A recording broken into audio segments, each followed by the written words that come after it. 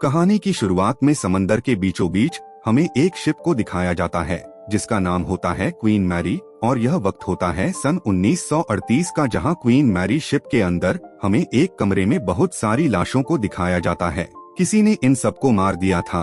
तभी यहाँ पर शिप का एक गार्ड आता है जो ग्विन नाम की एक औरत को ढूंढ रहा है। उसके सामने ग्विन आती है जिसकी हालत बहुत ज्यादा खराब होती है और तभी उसकी मृत्यु हो जाती है। इन सबको मारने वाला और कोई नहीं बल्कि ग्विन का पति है जिसका नाम डेविड है। डेविड को पकड़कर एक कमरे में बंद कर दिया जाता है, लेकिन वहाँ पर डेविड की बेटी आती है जो उसे आजाद कर देती है। इसके बाद डेविड और भी बहुत सारे लोगों को मार देता है। इस दर्दनाक घटना के बाद क्वीन मैरी शिप को एक हंटेड शिप कहा गया, क्योंकि जो भी पैसेंजर शिप में जाया करते थे उन्हें मरे हुए लोगों की आत्माएं दिखा करती थी, जिस वजह से कंपनी की और शिप की पूरी रेपुटेशन खाक में मिल जाती है।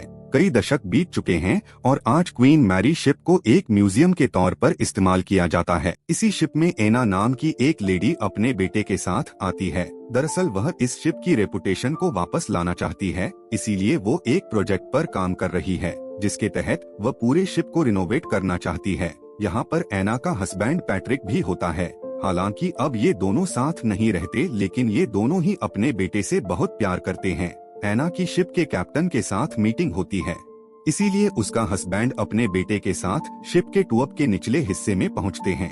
तो पैट्रिक का बेटा उससे अलग हो जाता है। वह अपने पिता को आवाज देता है, लेकिन आसपास कोई नहीं होता। तभी उसके सामने जो लिफ्ट होती है वह अपने आप ही खुल जाती है और ऊपर से एक कार्ड गिरता है। वो उस कार्ड को लेने के लिए लिफ्ट के अंदर जाता है। वो देखता है कि ये एक फॉर्च्यून कार्ड है, पर इससे पहले कि वो कार्ड लेकर बाहर आता, लिफ्ट का दरवाजा अपने आप ही बंद हो जाता है और नीचे तय खाने में चला जाता है, जहाँ पर उसे ग्विन की बेटी की आत्मा दिखती है, जो आज से कई साल पहले इसी शिप में अपनी मॉम ग्विन और अपने डैड के साथ ट्रेवल कर रही थी, जिसने अपने डैड को आजाद किया था और उसके डैड ने सबको मार दिया था। यहाँ पर ग्विन की बेटी की आत्मा गायब हो जाती है।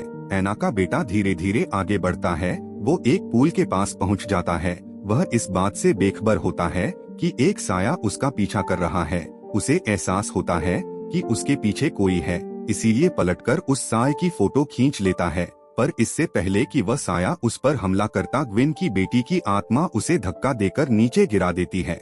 एना के बेटे के गले में जो कैमरा होता है उससे वह पूल पर ही लटक जाता है। वह साया उसे मारने के लिए आगे बढ़ता है, लेकिन तभी ग्विन की बेटी की आत्मा एक बार फिर से उसे खींचकर पूल में गिरा देती है। वही हमें शिप के कैप्टन को दिखाया जाता है, जो देखता है कि दीवार पर एक शिप चल रहा। वो समझ जाता है कि कुछ ना कुछ गड़बड़ है, इसीलिए वह पूल वाले एरिया में जाकर एना के बेटे को बचा लेता है। इस घटना के बाद एना का बेटा बहुत ज्यादा डर जाता है। वहीं शिप का कैप्टन एना को कहता है कि तुम्हारे प्रोजेक्ट को मंजूरी मिल चुकी है। हर वीकेंड तुम अपने हस्बैंड के साथ यहाँ पर आकर अपना काम कर सकती हो। जल्दी पूरा का पूरा शिप रिनोवेट हो जाएगा। कहानी यहाँ से एक बार फिर से अतीत में जाती है, यानी कि सन 1938 में, जहाँ पर हमें डेविड, उसकी पत्नी ग्विन और इनकी बेटी को दिखाया जाता है। डेविड ने अपने चेहरे पर मास्क पहना होता है, क्योंकि पहले वह आर्मी ऑफिसर था और जंग के दौरान उसका पूरा चेहरा खराब हो गया था। डेविड और उसके परिवार को फर्स्ट क्लास में आने नहीं दिया जाता, क्योंकि इन्हें यहाँ पर आने की इजाजत नहीं है। तभी डेविड को पता चलता है कि फर्स्ट क्लास में कपल डिनर करने आने वाला था, लेकिन अब वो नहीं आ रहा। डेविड उनके नाम से फर्स्ट क्लास में एंट्री कर लेता है और अपने परिवार के साथ डाइनिंग टेबल पर बैठ जाता है। यहाँ पर हमें पता चलता है कि डेविड की पत्नी फच कार्ड देखकर लोगों का भविष्य बताती है। अब जब डेविड अपने परिवार के साथ यहाँ पर बैठा होता है तो वही कपल आ जाता है जिसके नाम से डेविड फर्स्ट क्लास में आया है। और जब शिप के क्रू मेंबर्स को यह बात पता चलती है तो डेविड को यहाँ से जाने के लिए कहते हैं, लेकिन डेविड साफ साफ मना कर देता है। क्रू मेंबर उसके साथ जबरदस्ती करता है, जिस वजह से उसका मास्क उतर जाता है और उसका चेहरा सबको दिख जाता है। उसका चेहरा देखकर सबके सब डर जाते हैं। डेविड को बहुत बुरा लगता है। वह अपनी पत्नी गुन के साथ बाहर निकल जाता है। डेविड बहुत ज्यादा परेशान होता है, इसीलिए वो नीचे बेसमेंट में पूल के पास जाता है। वहीं शिप के कैप्टन को दिखाया जाता है, जो अपने साथी से कहता है कि शिप की स्पीड बढ़ाओ, और जब वो शिप की स्पीड बढ़ाते हैं तो प्रेशर बहुत ज्यादा बढ़ जाता है, जिस वजह से एक इंजन फट जाता है। साथ ही बॉयलिंग रूम की दीवारें भी गिर जाती है। डेविड इसके बाद अपने रूम में वापस आता है, जहां पर उसकी पत्नी ग्विन बताती है कि हमारी बेटी का कुछ पता नहीं चल रहा, हमें जल्द से जल्द उसे ढूंढना ना होगा। लेकिन डेविड उसकी बात का कोई जवाब नहीं देता, वह पूरी तरह से बदल चुका है।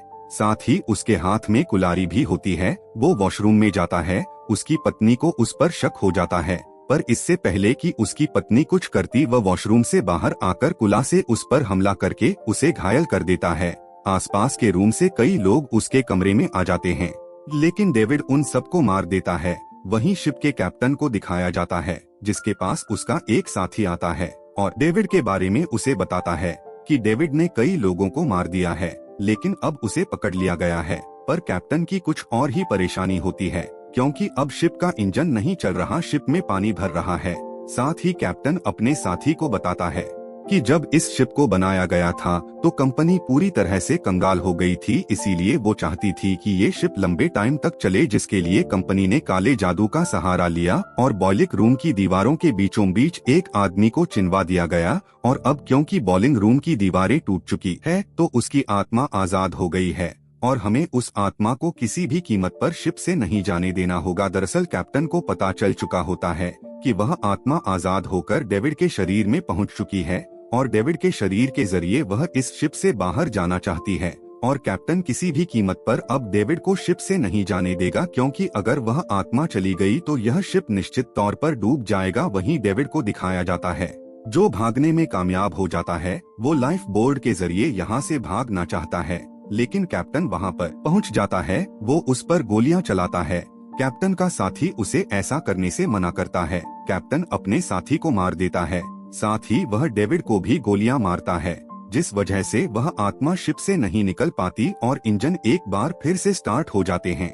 लेकिन कैप्टन को इस बात का बहुत दुख था कि उसने 2 आदमियों को मार दिया, इसीलिए वह खुद अपने आप को भी सजा देता है। कहानी वापस प्रेजेंट में आती है, जहां पर ना और पैट्रिक वीकेंड के दिन शिप में आते हैं, लेकिन शिप का कैप्टन कहता है कि तुम्हारा बेटा लूकस तुम्हारे साथ नहीं है, इसीलिए मैं आज तुम्हें काम करने की इजाजत नहीं दे सकता। पर एना और उसका हस्बैंड पैट्रिक दोनों के दोनों कैप्टन से रिक्वेस्ट करते हैं, जिसके बाद वो मान जाता है। एना अपने कमरे में जाती है, उसके हाथ पर पट्टी बंधी होती है और जब वो उस पट्टी को खोलती है तो वहाँ पर घाव का निशान है। दरअसल जब वो अपने बेटे के साथ घर गई थी तो पूरी तरह से बदल चुका था और एक दिन नैना देखती है कि उसका बेटा लकस खिड़की से बाहर रेलिंग पर खड़ा है। वो उसे अंदर आने के लिए कहती है, पर वो कहता है कि मैं उस शिप में दोबारा नहीं जाऊंगा, वहाँ पर बहुत ही डरावनी आत्माएं हैं जिनसे मुझे डर लगता है। एना अपने बेटे को समझाती हुई धीरे धीरे खिड़की की तरफ बढ़ती है और जैसे ही वह खिड़की से हाथ बाहर निकालती है, खिड़की अपने आप ही बंद हो जाती है, जिससे उसका हाथ जख्मी हो जाता है। एना इस पूरी घटना से बहुत ज्यादा डर जाती है। रात को एना जब अपने कमरे में सो रही होती है, तभी उसे अजीब अजीब सी आवाजें सुनाई देती है, जिससे उसकी नींद खुल जाती। वह अपना फोन उठाकर देखती है जो टूट गया था और तभी फोन के अंदर से एक हाथ निकलता है जो उसका गला पकड़ लेता है। एना उस हाथ से बचने के लिए एक पेन उठाकर उस हाथ पर हमला करती है, पर हाथ गायब हो जाता है और पेन उसी के हाथ में लगकर उसे और भी जख्मी कर देता है। तभी वह अपने चारों तरफ देखती है, जहाँ पर बहुत सारी बॉडीज होती है। यह देखकर वह जोर जोर से चिल्लाना शुरू कर देती है। तभी वहाँ पर पैट्रिक आ जाता है, जो एना की ऐसी हालत देखकर डर जाता है। वो एना को शिप के पार काउंटर में ले जाता है और वहाँ पर ना उसे बताती है कि जब मेरा बेटा खिड़की के बाहर रेलिंग पे था तो मैंने उसके अंदर किसी और की आत्मा देखी थी और यह आत्मा और किसी की नहीं बल्कि ग्विन और डेविड की बेटी की थी, जिस आत्मा ने उनके बेटे को पूल के पास बचाया था। पर जब उस आत्मा ने पूल के पास उसे बचाया था तो वह आत्मा इनके बेटे के अंदर चली गई थी और इनके बेटे लूकस की आत्मा वहीं पर रह गई थी। यानी कि अब भी इनके बेटे की आत्मा इसी शिप में है और ये अपने बेटे की आत्मा को ढूंढने के लिए यहाँ पर आए हैं। वहीं शिप के कैप्टन को दिखाया जाता है, जो इन पर नजर रख रहा होता है और उसे इन दोनों पर शक हो जाता है, इसीलिए वो अपनी रिवॉल्वर निकालता है और उस तरफ बढ़ चलता है जहां पर ये दोनों जा रहे होते हैं। ये दोनों के दोनों नीचे बेसमेंट में जाते हैं, जहां पर पूल है। वहां पर इन्हें कैमरा मिलता है। यह इन्हीं के बेटे का कैमरा है, जिससे उसने उस साए की फोटो खींची थी। ये उसके रोल को निकाल लेते हैं, क्योंकि इन्हें पता है कि इसमें कुछ ना कुछ जरूरी फोटोज है। साथ ही पैट्रिक इस पूरी जगह को स्कैन करना शुरू कर देता है और जब वो इस शिप को स्कैन करता है तो उसे नीचे एक चेम्बर मिलता है जिसके अंदर उस आदमी को दफनाया गया था। उस चेम्बर को देखकर पैट्रिक समझ जाता है यहाँ पर किसी को मारा गया था, यानी कि काले जादू का एक हिस्सा है। और अब यहाँ पर जो पूल होता है उसके अंदर ना को खून दिखाई देना शुरू हो जाता है।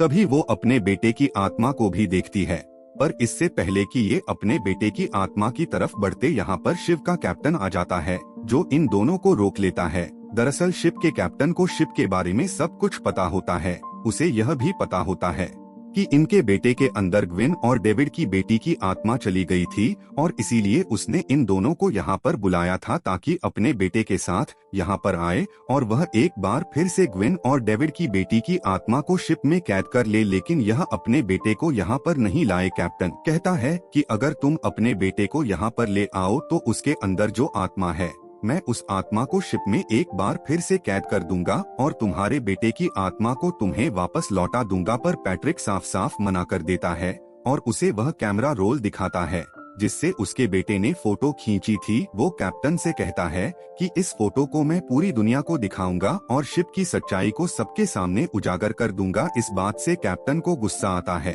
वो उस पर गोलियां चलाता है लेकिन किसी तरह से वह बचकर वहां से निकल जाता है। वहीं दूसरी तरफ एना जो अपने बेटे की आत्मा को ढूंढ रही होती है, उसके सामने गविन, डेविड और उसके बेटे की आत्मा आती है। लकस अपनी मॉम से कहता है कि मैं चाहता हूं कि तुम भी हमारे साथ इसी शिप में रहो, पर एना साफ साफ मना कर देती है। दरअसल अगर किसी भी आत्मा को इस शिप से बाहर निकलना है तो उसे एक शरीर की जरूरत है जिसके अंदर प्रवेश करके वह शिप से बाहर निकल सकती है। अगली सुबह हमें दिखाया जाता है कि एना और पैट्रिक दोनों बहुत खुश है। दरअसल इन दोनों ने ग्विन और डेविड की आत्मा के साथ सौदा कर लिया था जिसके मुताबिक इन दोनों के अंदर अब ग्विन और डेविड की आत्मा है और इन दोनों की आत्मा इन्हीं के बेटे लूकस के साथ है।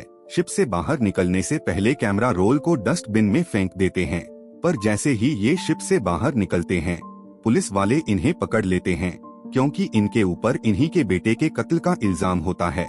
दरअसल जब इनका बेटा लकस खिड़की के बाहर लटका हुआ था तो उस वक्त ना को पता चल चुका था कि उसके बेटे के शरीर में किसी और की आत्मा है, यानी कि वह उनका बेटा नहीं है।